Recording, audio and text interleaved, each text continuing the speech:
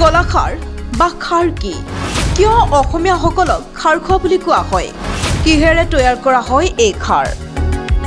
অসমত খাৰ ভীমকলৰ বাকলি আৰু ধান খেৰৰ পুৰিতৰ পৰা ওলোৱা ছাই দ্বাৰা তৈয়াৰ কৰা হয়। ছাইখিনি পানীত তিয়াই থোৱাৰ পিছত যি ৰঙচুৱা পানী ওলাই তাকেই কলাখাৰ বুলি কোৱা হয়। ধান খেৰৰ খাৰণী সাধাৰণতে কাপোৰ, চুলি, বাচন আদি ধুবৰ বাবে ব্যৱহাৰ কৰা হয় আৰু খোৱাৰ বাবে ভীমকলৰ বাকলিৰ খাৰণীৰ পানী ব্যৱহাৰ কৰা হয়। খাৰণীৰে বনোৱা খাদ্য অসমীয়া লোকৰ অতি প্ৰিয়। অতীতত অসমত নিমখৰ সলনি আঞ্জাত খাৰ দি খাইছিল।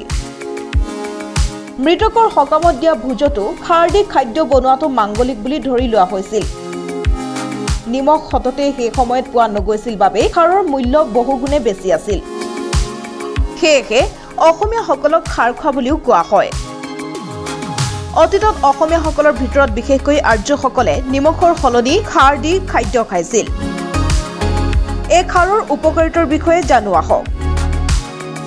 খাৰত থকা পটাছিয়াম শৰীৰৰ বাবে অতিকৈ উপকাৰী।